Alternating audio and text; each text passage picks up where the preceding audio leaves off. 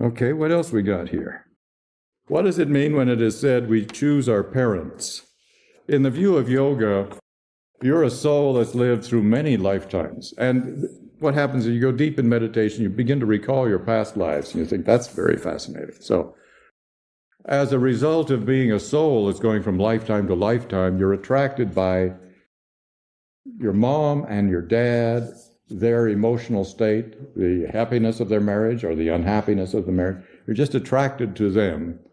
You wait for an opportunity. When they make love, very often, if you have a chance, if there's a strong attraction, it's just kind of like attraction. Suddenly, your soul personality comes from its abstract place and hovers near the mother.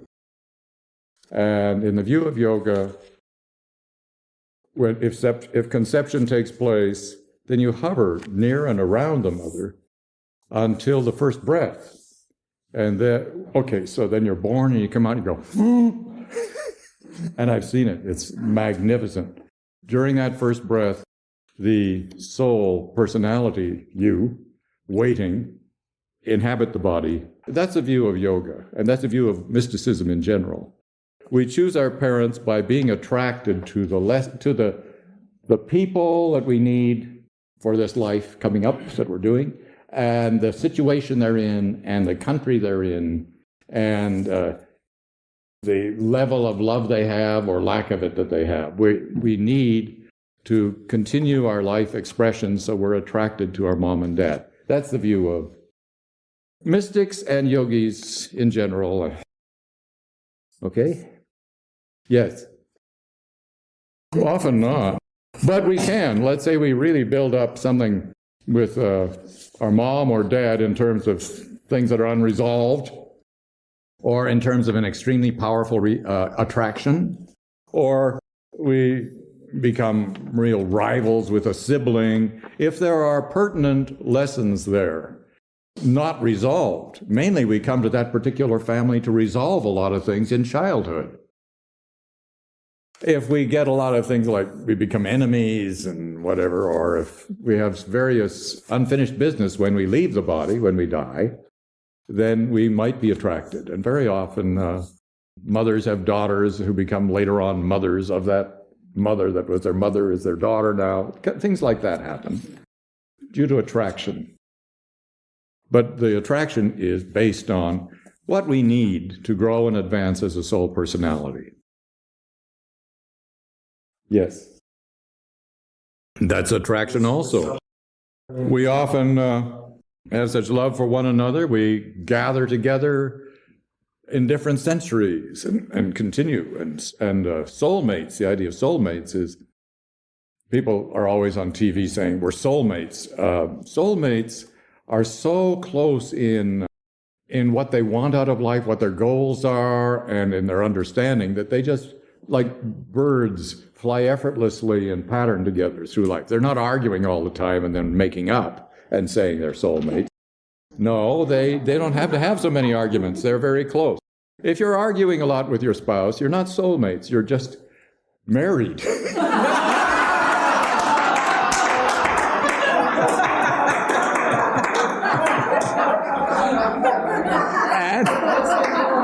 And you're trying to make a go of things, you know?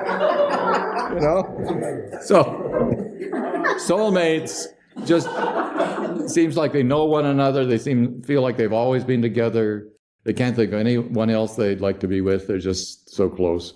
And it doesn't have to be just male, female. It can be friends, just again and again, come back from lifetime to lifetime and enjoy furthering that friendship. And the projects they think are important, the work they do together. Gurus and chelas very often, lifetime after lifetime. I guess I said enough on that. Have I answered that? Yeah. Yes. The guru is committed to help that chela until the chela has enlightenment. If they don't make it in this life, the work continues. That's right. Well, what's happening, there were some bumps I had in my life with chela matters and everything, and I was just saying, Lord, they just need basically to learn how to get along with one another. I mean, where's this guru needed here? in terms of, a lot of my jailers just need to learn about basic human relationships. So what do they need a guru for? And I was more or less assured in my prayers that until, I'll inspire people and help them, but some of my jailers will be going on just working on basic human relationships for a while before I have to come back and give them the next step. Because a lot of people need to learn basic human relationships. Just how to treat another human being, So, but I accept broadly, I accept people who need to learn basic human relationships, as well as those who are seeking God, So I do. But there'll be a hiatus for me while people are catching up to their basic lessons. So I won't be right back. I'll be back in a while when things are, I'll be back for those who need me to further spiritual life, but I won't be back to do basic human relationships.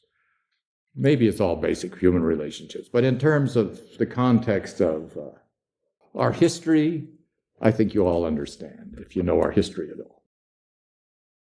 So I'll be back when you need me, but I get a few lifetimes to just wait for you. It's my understanding. And I've kind of checked it out with other yogis. So, hope that's not a downer for you. There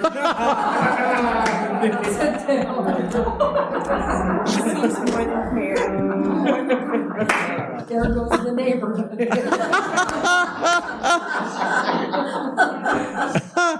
Okay, what else we got going? Yes, over there. I don't even bother with questions like that, but I suspect I have. But I don't, I don't look into it. I just, Lord, what do you want me to do with today, How may I be of service, that kind of thing. So I could look into it more, but I'm not that interested in that. It's just, like I said to Baba Haridas, I do hope you'll stay in the body as long as you can. He says, I never think of that kind of question. I said, yeah, but we do.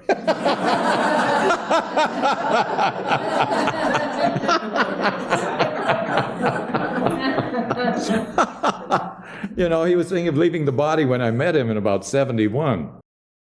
So I was trying to coax him, stay a while.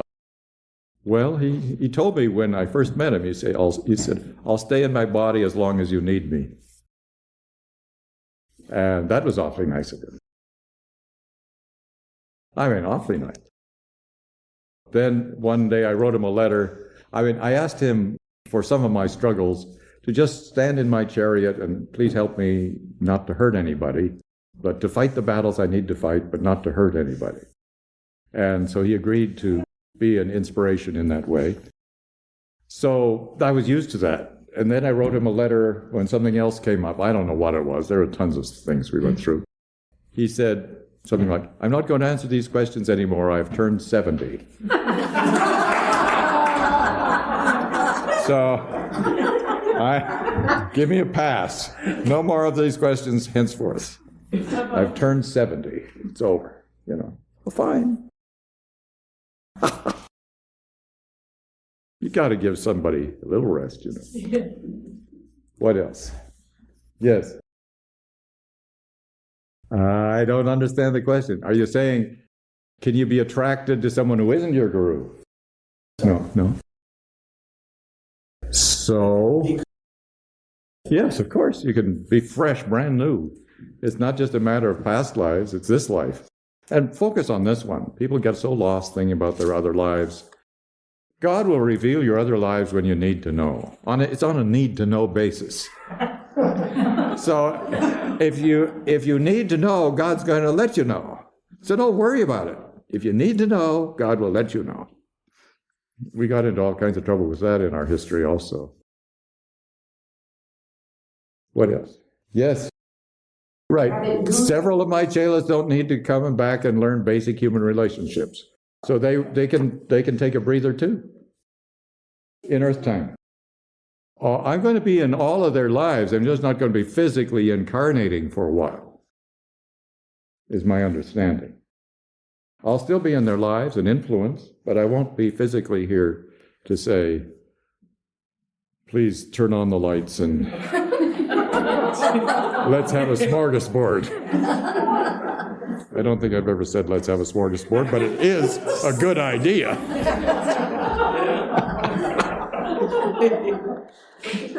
So have I answered your question? It's really about God. We try to make it about personalities. It's really about God. It's just helping the Guru. There's one path that Muktananda practiced where you worship the Guru as God, and you think of him as God. And Kersi Bulsara followed that path. He was close to Muktananda. And it was wonderful to see Muktananda's picture everywhere you looked, including the ceiling.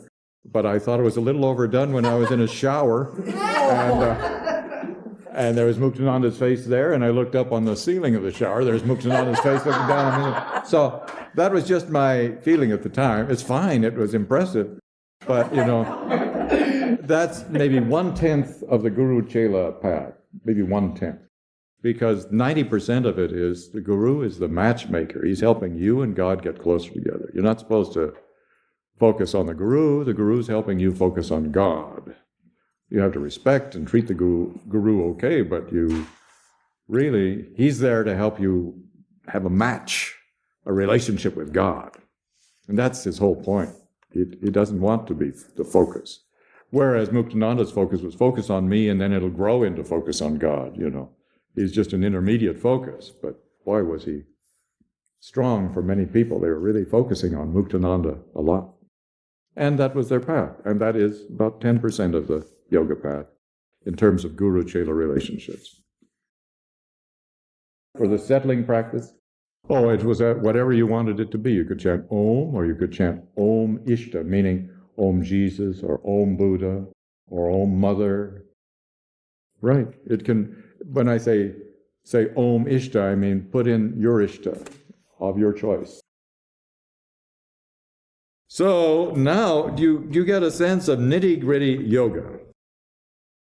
Nitty-gritty yoga involves somehow releasing the fetters,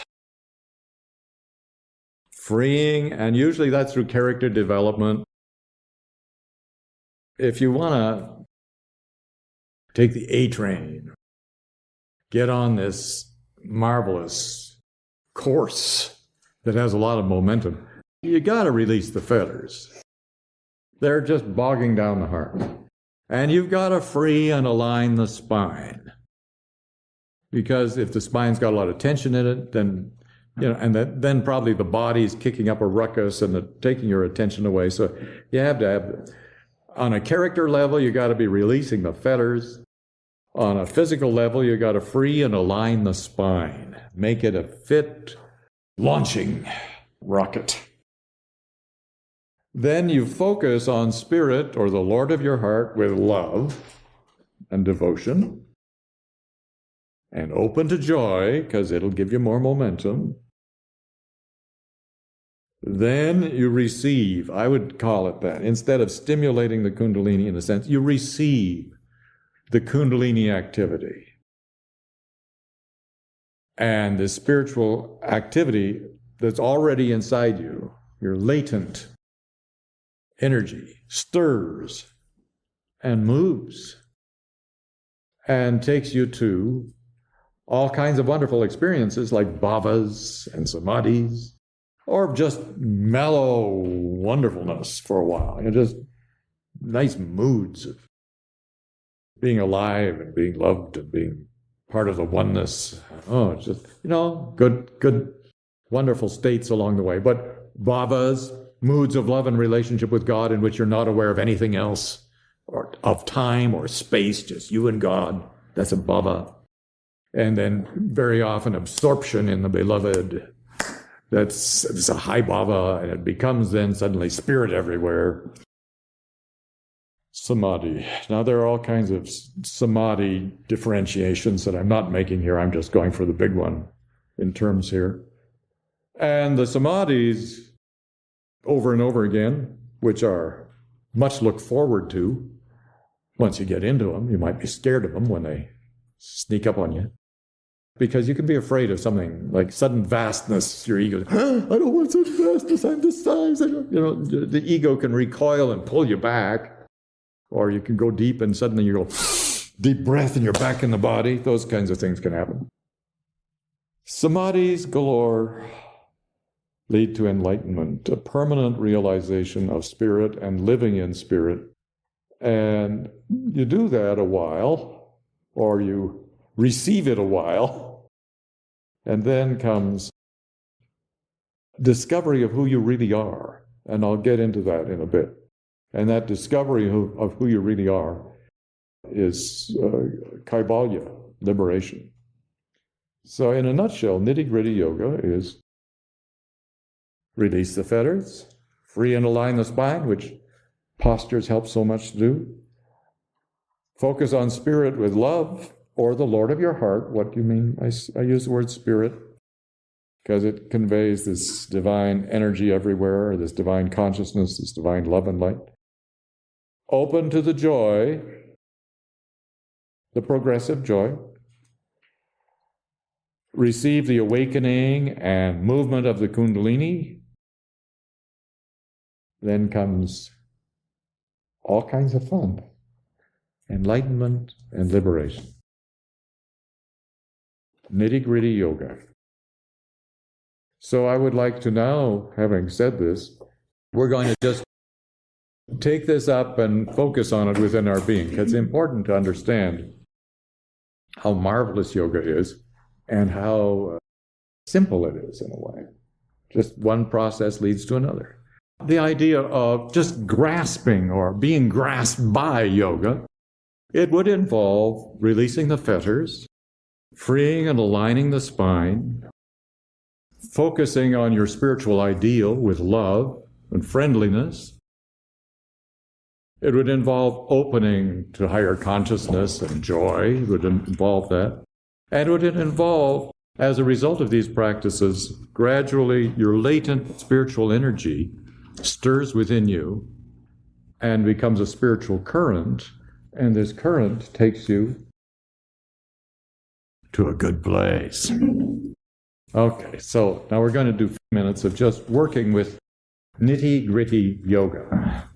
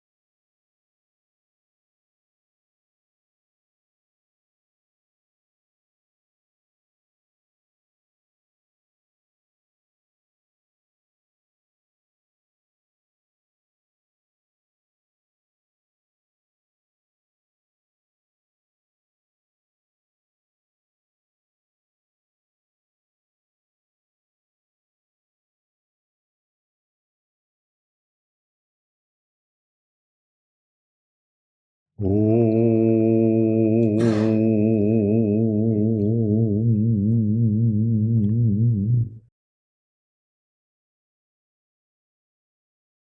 like you to just kind of be clear on this. Just see your way through life. See your way in yoga. Just the fetters must be shed. And, knowing it and helping it happen, you'll be a much happier person, much more fulfilled person. And the spine must be, it's a pathway of enlightenment, the corridor of enlightenment, we call it. So it has to be free and clear. So the postures and breathing practices are so good at letting the passageway be open and clear. Focus on spirit or the Lord of your heart with love. If you don't have love, with yearning, with restlessness.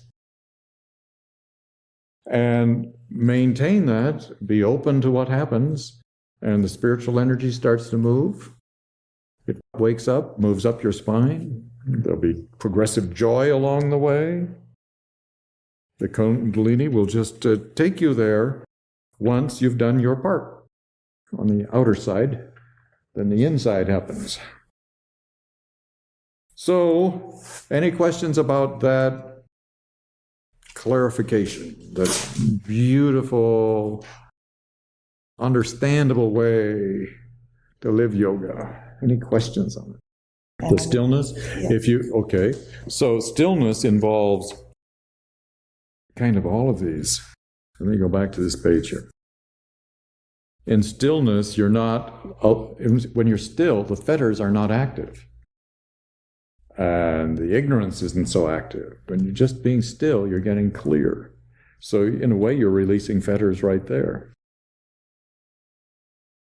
So you're saying you're stuck at stillness, or you're saying every day is different. You got to get used to that in yoga. You experience life, you come to the next day with various things that have happened to you. So once again, you practice stillness, even if it's harder. There are days it's harder. Somebody dies on you, it's hard.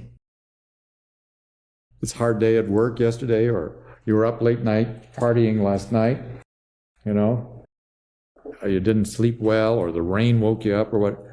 You come every day to it, and it will help you. But our states of mind and heart vary from day to day.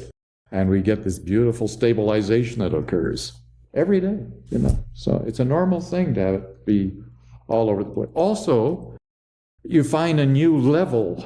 Let's say you're doing really well and suddenly you're more restless. Well, that restlessness could be because you're undertaking a deeper level of consciousness now. And then a deeper one. So there can be times when you're more restless than you thought you were the week before, and it could be progress. It probably is progress if you're maintaining your nitty-gritty yoga.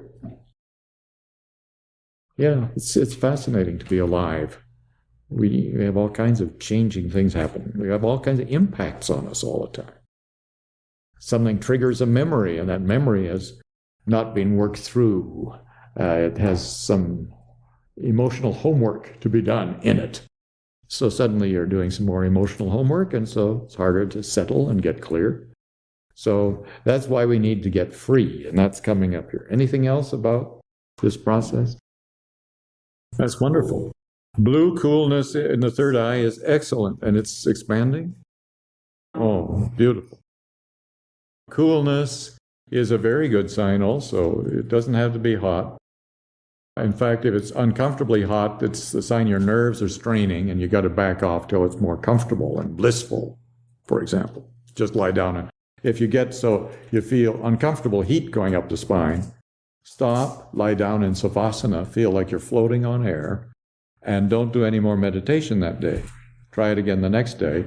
And if it gets hot again, then just lie down in savasana, feel like you're floating on air, until it's easy for the energy to move. You want to not strain the nerves. But one of the signs that your nerves are developing well is coolness in the forehead, and also a blue color, or indigo, would be even better.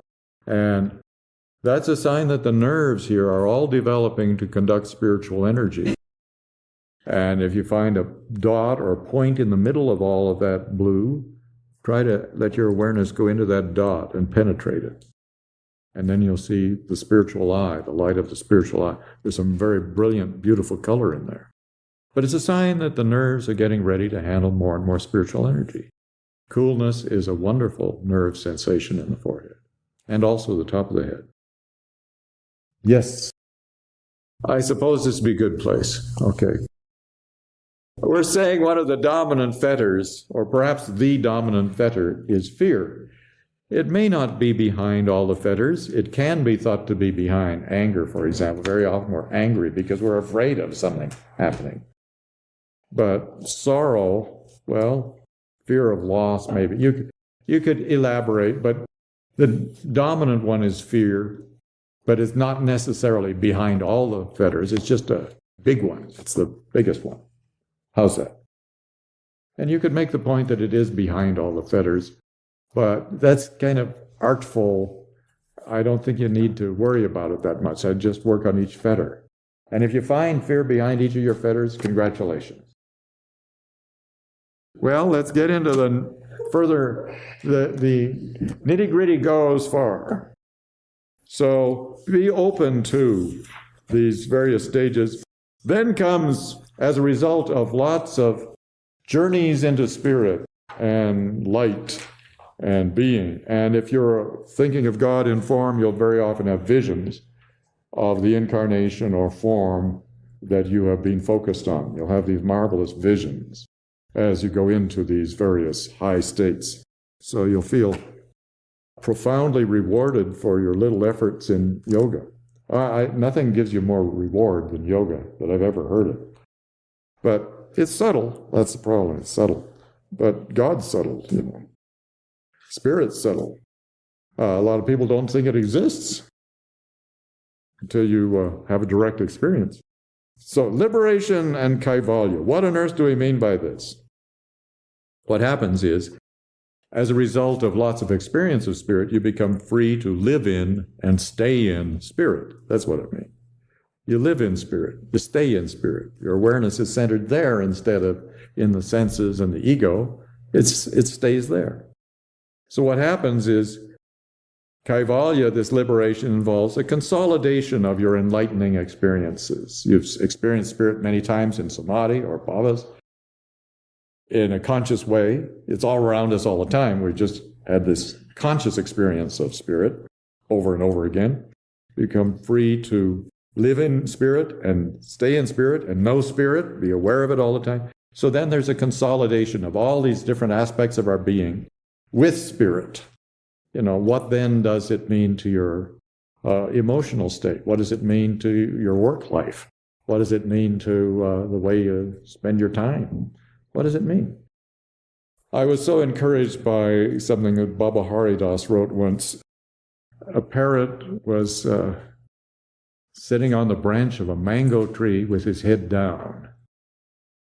He was afraid to fall down off the branch, so he was holding the branch very firmly. Though he was free to fly away, he was not free in his mind. So I'm going to hurt myself if I fall off this branch. Though he was free, he was not free in his mind. O parrot, leave the branch, and you are free. We have this experience in life.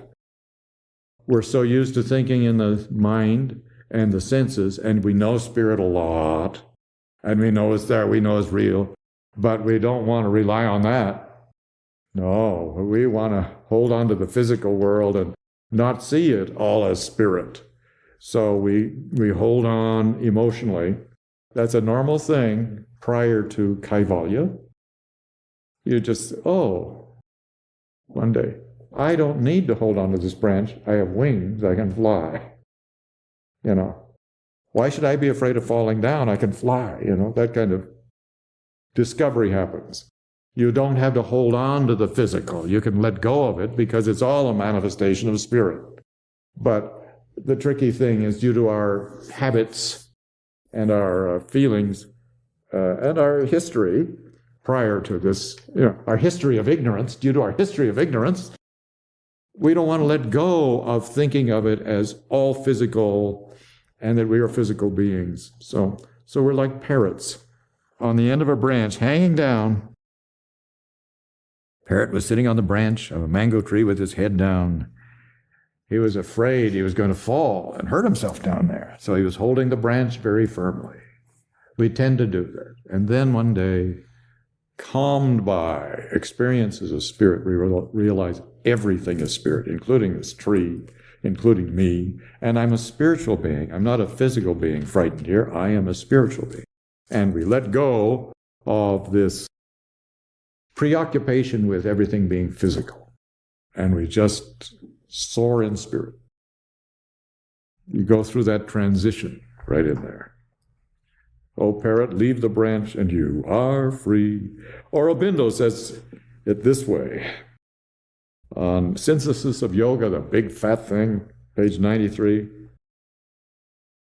It is only when awakening from its immersion in nature, prakriti, nature or prakriti, that the soul personality perceives its oneness with the infinite one.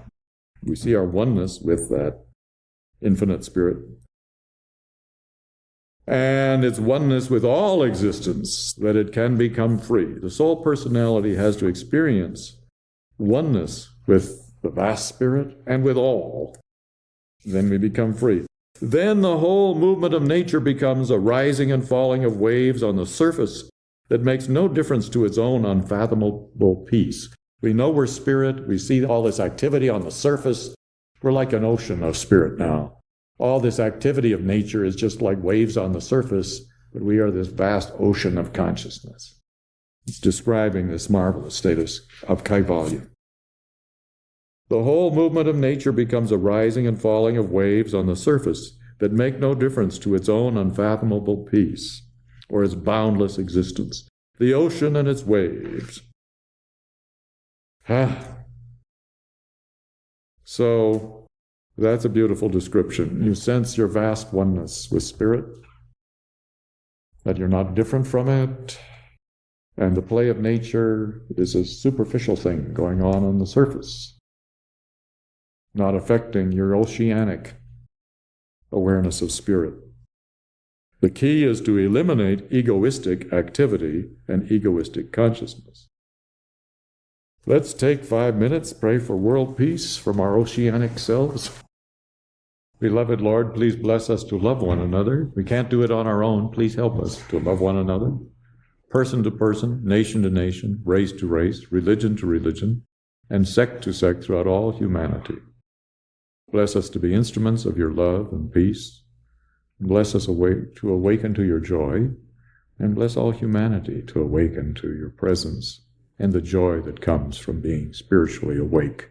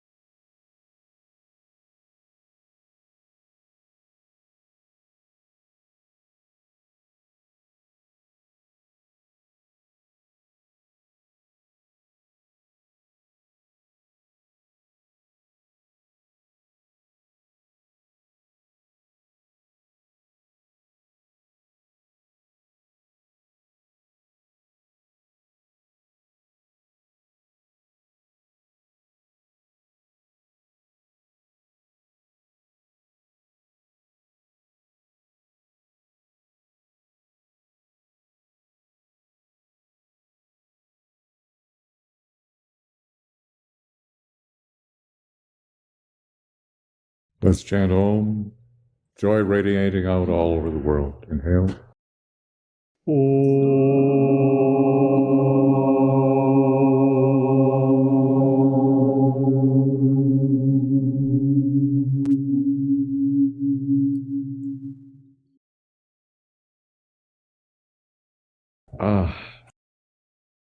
So I'd like to end on Sri Yukteswar's beautiful way of explaining Kaivalya, or liberation. In the new edition, it's pages 41 through 43, which are immortal words. So here's what he says. When all the developments of ignorance are withdrawn, the fetters, the ego, when the developments of ignorance are withdrawn, the heart, being perfectly clear and purified, no longer merely reflects the spiritual light, but actively manifests the spiritual light. So, well, I'll just read on. It's also good. Now I'm paraphrasing because it's hard to explain it without taking time to define every term. So I'm paraphrasing. Thus you become free. You become at one with the Christ or Krishna consciousness, the awareness of God in creation. Then he goes on in Christian terms to say, through this Christ or Krishna consciousness, the person becomes again baptized or absorbed in the stream of spiritual light. And rising above Maya, the creation of darkness, Maya, delusion, ignorance, enters into the spiritual world and becomes unified with spirit. In this state, you are saved, free from the bondage of darkness or Maya. You don't have to do Maya anymore. When man, woman thus enters into the spiritual world and becomes a son or daughter of spirit, he or she comprehends the universal light. You see this spiritual reality everywhere. See it as a perfect whole. And you see yourself as nothing but a mere idea resting on a fragment of the light of spirit. You are spirit. You're this distinction that spirit has made within itself. He or you, the aspirant, abandon the vain idea of a separate existence. Never apart in reality, but in fun we separate, but never apart in reality. You abandon that's Ramakrishna, a song he loved. You abandon the vain idea of a separate existence and become one integral whole with the divine. Thus, being one with the universal Holy Spirit of God, the Father, you become unified with the real substance, Spirit, or God. This unification of yourself with the eternal substance, God, is called Kaivalya, liberation. Kaivalya literally means isolation or absolute independence or emancipation that comes through oneness with God. I better read it again. It's too good. We're describing a state. Why am I doing this when many people who are bhaktas, lovers of God and have a relationship with God, are not that concerned about it? I'd say, not that concerned, but be open to it. It's something God would like to give you. So be ready instead of saying, no thanks. Well, you might want to say no thanks. See what happens. I'd be curious. Anyway. So, here we go. Let's see. When all the developments of ignorance are withdrawn, the heart, being perfectly clear and purified, no longer merely reflects the spiritual light, but actively manifests the spiritual light. You become a source of spiritual light. Spirit is expressing through you.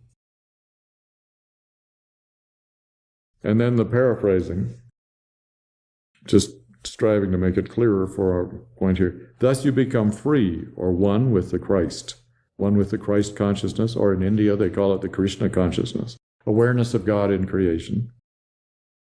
Through this Christ consciousness, the person becomes again baptized or absorbed in the stream of spiritual light. So we felt separate all the time.